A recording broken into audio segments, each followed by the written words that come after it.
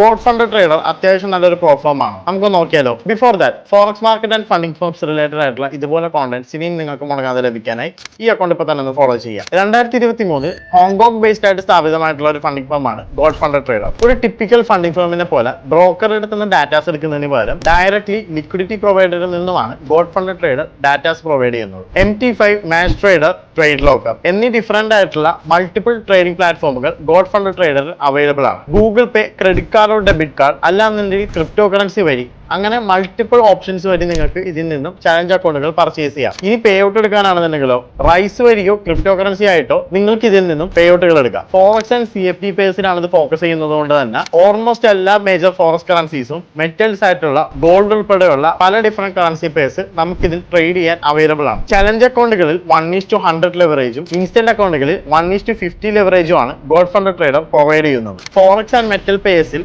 Per ലോട്ടിന് $5 ആണ് ഇവർ കമ്മീഷനായിട്ട് ഈടാക്കുക. ബാക്കിയുള്ള സെഗ്മെന്റുകളിൽ 0 കമ്മീഷനിൽ നമുക്ക് ട്രേഡ് ചെയ്യാം. ഇൻസ്റ്റന്റ് അക്കൗണ്ടുകളിൽ വരുന്ന കൺസിസ്റ്റൻസി സ്കോർ 15 to 20% എന്ന നിലയിലായിരിക്കും. ഇനി ന്യൂസ് ട്രേഡിങ്ങിന്റെ കാര്യം നോക്കുകയാണെങ്കിലോ ന്യൂസിന് 2 മിനിറ്റ് മുമ്പായിട്ടും ന്യൂസിന് 2 മിനിറ്റ് ശേഷമായിട്ടും നമ്മൾ മാനുവലി ഒരൊറ്റ ട്രേഡിൽ പോലും എൻ്റർ ആവാനോ എക്സിറ്റ് ആവാനോ പാടില്ല. മാത്രമല്ല ന്യൂസ് വഴി നമ്മൾ എന്തെങ്കിലും പ്രോഫിറ്റ് ഉണ്ടായി കഴിഞ്ഞാൽ അത് 1% മുകളിൽ പോകാനും പാടില്ല. ഇനി ഇൻ കേസ് 1% മുകളിൽ പോയി കഴിഞ്ഞാൽ ആ പ്രോഫിറ്റ് നമ്മളുടെ അക്കൗണ്ടിൽ റിഫ്ലക്ട് ചെയ്യില്ല. ഓൾമോസ്റ്റ് ഫണ്ടിംഗ് ഫേംസിലും കാണാത്ത മറ്റൊരു പ്രത്യേകതയും ഗോഡ് ഫണ്ടഡ് ട്രേഡർ ഉണ്ട്. അതായത് ഡെയിലി പ്രോഫിറ്റ് ക്യാപ്. $3000 മുകളിൽ ഒരു ദിവസം നിങ്ങൾ പ്രോഫിറ്റ് ബുക്ക് ചെയ്യാനും ഗോഡ് ഫണ്ടറിൽ പാടില്ല. ഇനി ഓവറോൾ റിവ്യൂസും കാര്യങ്ങളെല്ലാം പരിശോധിച്ചതിന് ശേഷമുള്ള ഇവരുടെ യൂസർ എക്സ്പീരിയൻസ് പറയുകയാണെന്നുണ്ടെങ്കിൽ റൂൾസും കാര്യങ്ങളെല്ലാം A to Z മര്യാദക്ക് ഫോളോ ചെയ്യുന്ന എല്ലാ ട്രേഡേഴ്സിനും ഇവർ മുടങ്ങാതെ പേ ഔട്ട് കൊടുക്കുന്നുണ്ട്. So finally god funded trader use ചെയ്തുകൊണ്ടുള്ള നിങ്ങളുടെ പേഴ്സണൽ എക്സ്പീരിയൻസ് എന്താണെന്നുള്ളത് താഴെ കമന്റ് ചെയ്യാം.